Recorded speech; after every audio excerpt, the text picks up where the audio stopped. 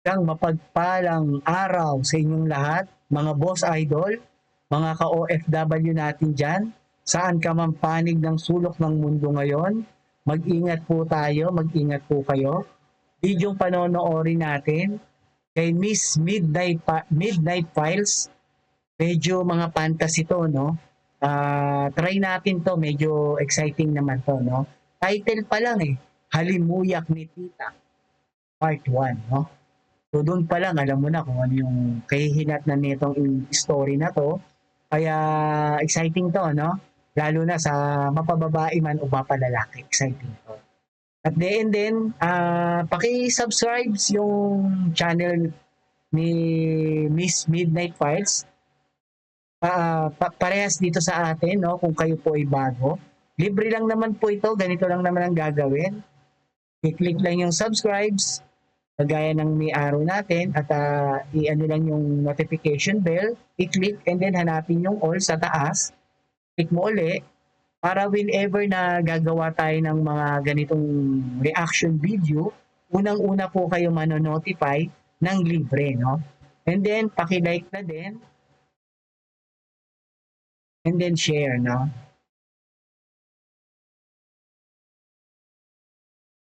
Yeah. So, ganun lang kasimple at libre lang naman po ito, no? At ngayon po, itong video panonoorin natin, fantasy to. Marami kasi tayong ginagawang mga videos po. Variety, no? Dati puro news lang tayo, eh, nakaka-stress naman.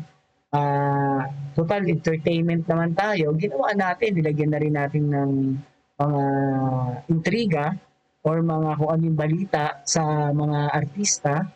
And then, tinry din natin yung mga ano no horror story at saka mga crime story. Ito, bagong nagugustuhan natin na para sa inyo po kasing lahat ng mga nakasubscribe sa akin para hindi boring yung panonood natin. Maganda pa iba-iba at marami. At ang gagawin kasi natin, kung ano yung lahat ng magaganda, yun po yung i-reaction video natin para sulit o solid pagka pinanood niyo po, no? Kaya ano pang iniintay nyo, no? Mag-subscribe na po sana kayo and then paki-click yung notification bell, i-click yung all, like and share na din para pagka gagawa tayo ng mga magagandang story, eh talagang mapapanood nyo agad, manonotify kayo ng libre. So, ayun na po, umpisahan na po natin at maraming salamat po sa inyong pag-subscribes. God bless you po.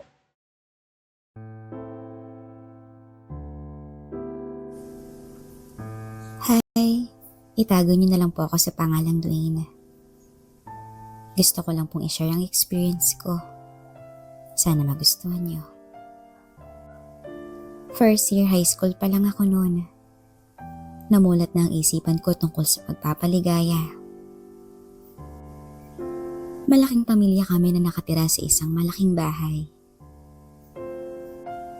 Nag-umpisa ang lahat simula nung mag-asawa ng Tito Rafael ko. Napangasawa niya si Tita Gladys. Si Tito Rafael ay nagtatrabaho sa barko, kung kaya naman iiwan si Tita Gladys mag-isa. Wala pa silang anak, kaya madalas kami mga pamangkin niya ang kasama ni Tita, para naman hindi siya naiinip sa bahay. Isang araw, may naliligo sa banyo. At sa totoo lang, hindi ko alam kung sino.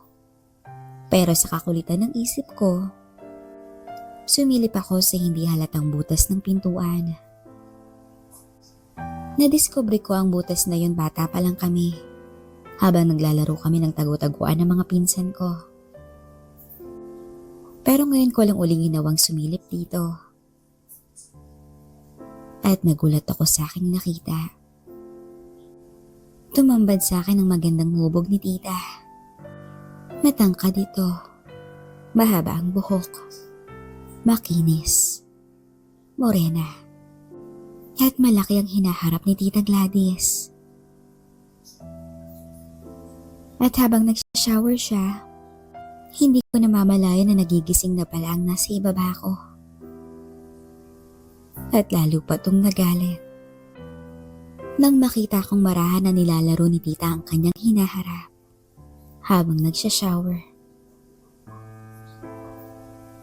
At dahil bata pa ako noon, umalis at tumakbo ko sa sobrang kaba.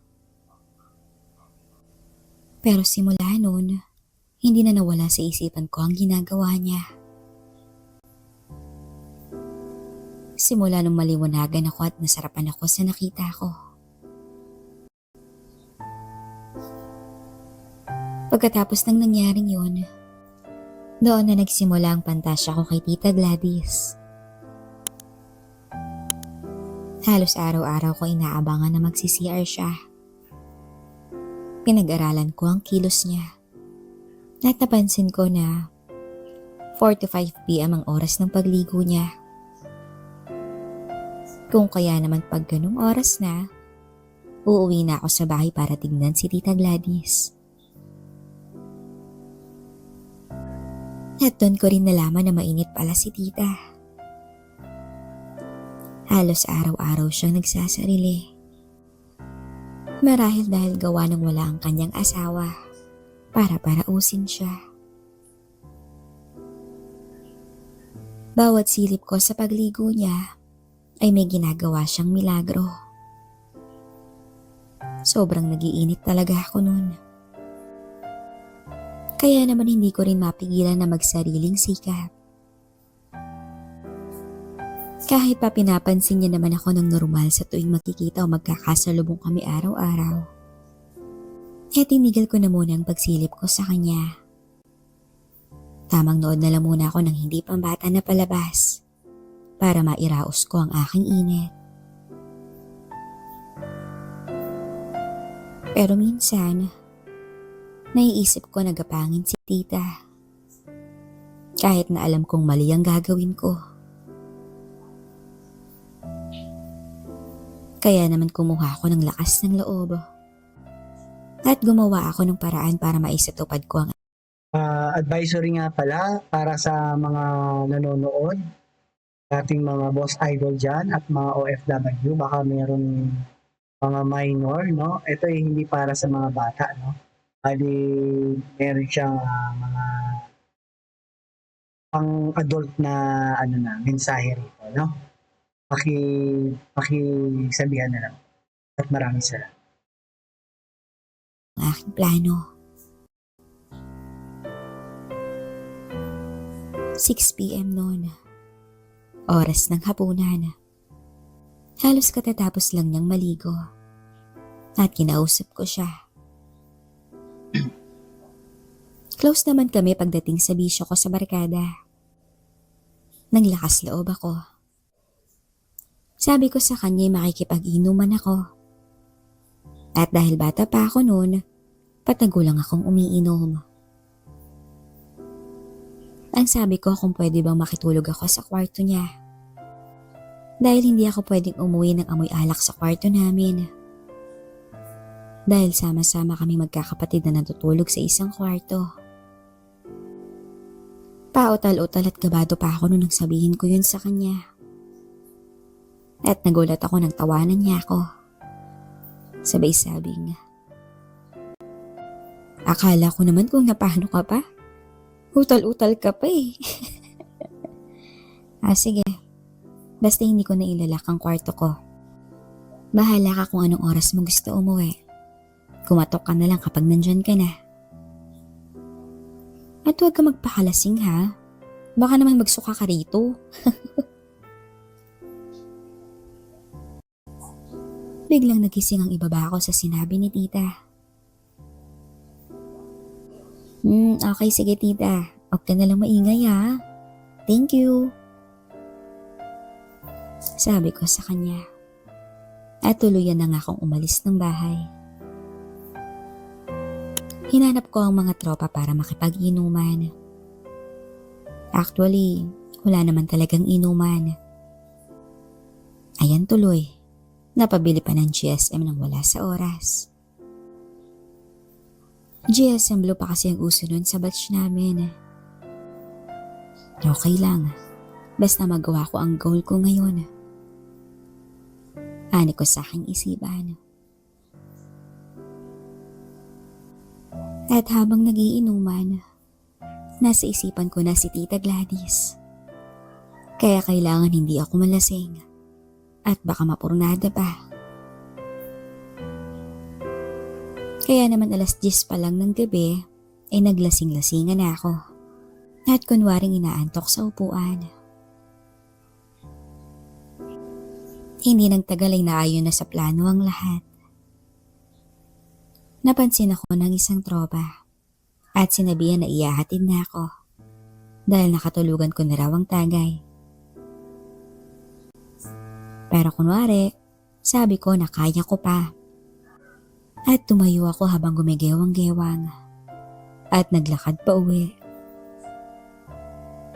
Sabay-sabay nagtawanan ng mga tropa. Ang hindi nila alam ay gusto ko nang umuwi talaga nun dahil sa balak ko. At nang makauwi na ako, tahimik ang bahay. Sakto at tulog na rin ang mga kasama namin sa bahay. Dumiretso agad ako sa kwarto ni Tita Gladys.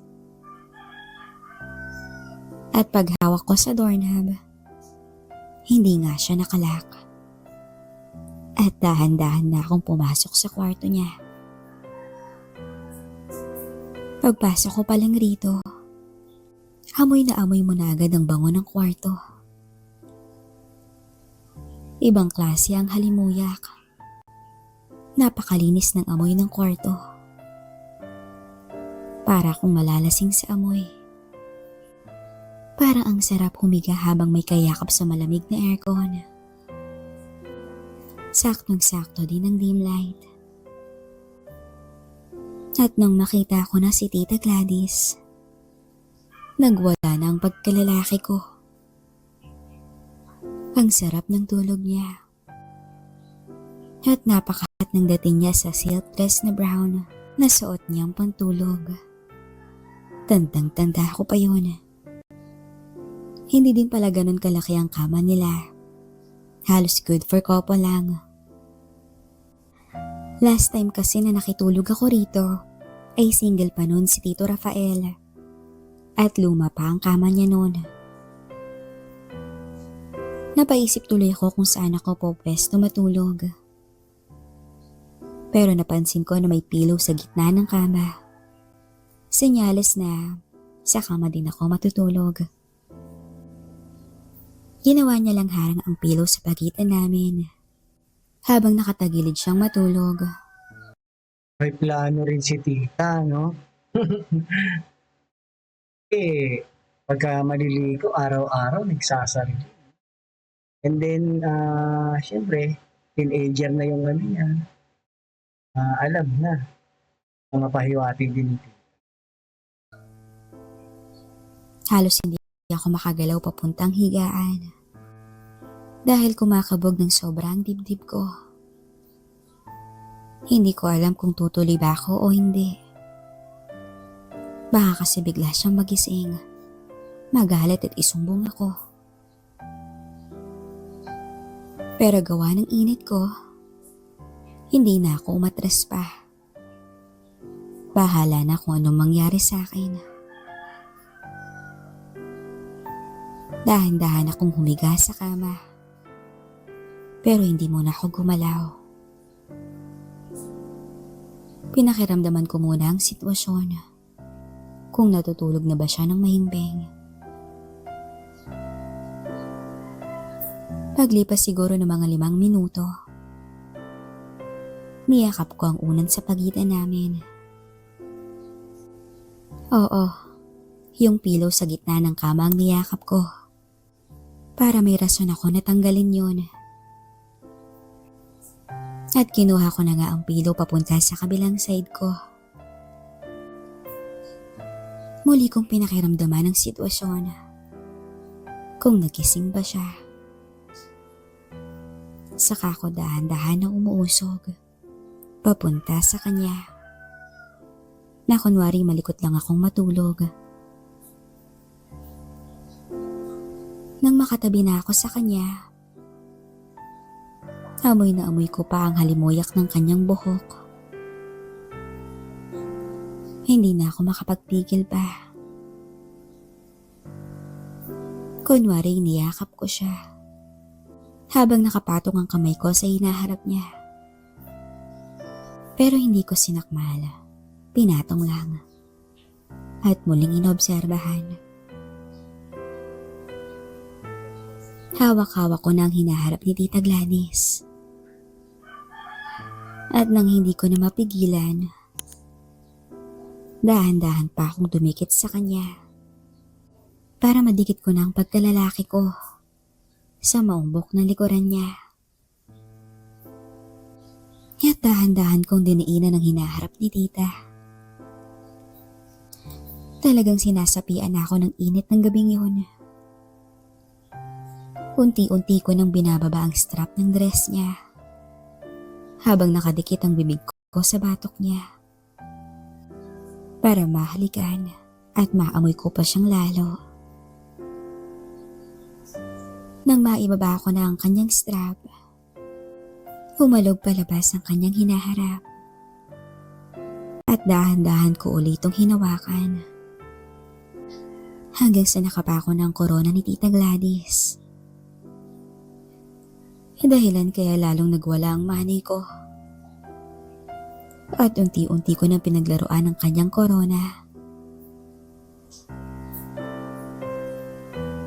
Maya-maya ay bigla na lang siyang gumalaw. At dali-dali akong kumalas sa kanya. Dahil sa sobrang takot ko. Kabog ng kabog ang puso ko noon. Akala ko katapusan ko na. Pero tulog pa rin pala siya at nakaharap na siya sa kinsame. Kaya naman lalo kong nakita ang malusog niyang hinaharap. Muli akong nagpalipas ng ilang minuto at ilang sandali pa. Muli nang lumakas ang loob ko at lumapit sa kanya at sinunggaban ang korona niya. Para akong bumalik sa pagkasanggol. Hindi ko na alam. Nabigla na ako sa ginawa ko. Ganito pala ang lasa at pakiramdam. Ending na yun, no? Posibleng hindi maramdaman ni Tita yun. Payag na, di ba? Ganun lang yun, nakasan ng loob. Kaso pagka mali, yari ka. Pero napagalitan ka talaga ng gusto, mapalayas ka, or makulong ka pa. Pero yung mangyayari sa kanya, positive kasi nakakita niya si yan, pag naliligo, araw-araw. Alam niya na kaya successful siya. Ginaya ko lang ang mga napapanood ko. Hanggang sa nagtuloy-tuloy na ang lakas ng loob ko. Hanggang sa pumatong na ako sa kanya at sinusunggapan na ang kanyang hinaharap. Nagtataka ako kung bakit hindi nagigising man lang si Tita Gladys. Kung kaya naman lalo pang lumalakas ang loob ko.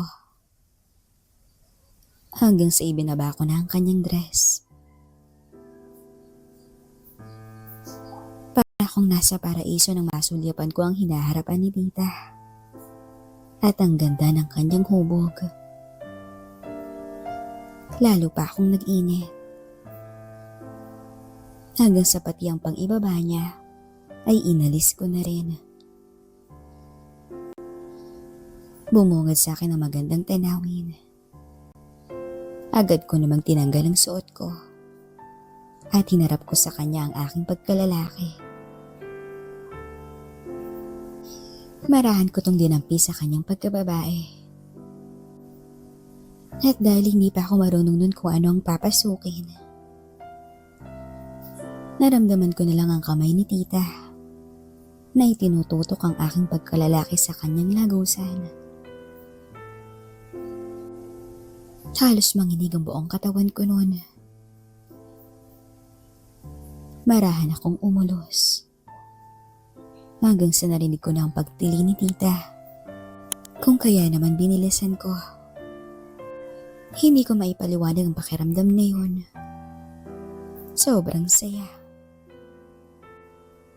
Hanggang sa hindi ko nalang namalayan na naabot ko na pala ang rurok. Napayakap ako kay tita.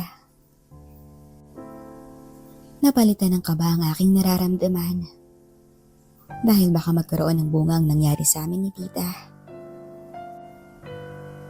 Nagulat na lang ako nang bigla akong tinapik ni tita.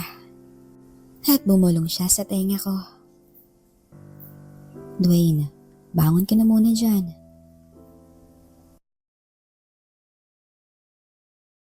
Okay, alright.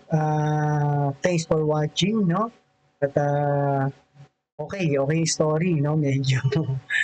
Medyo kasi totoo nangyayari yan, mga story na yan.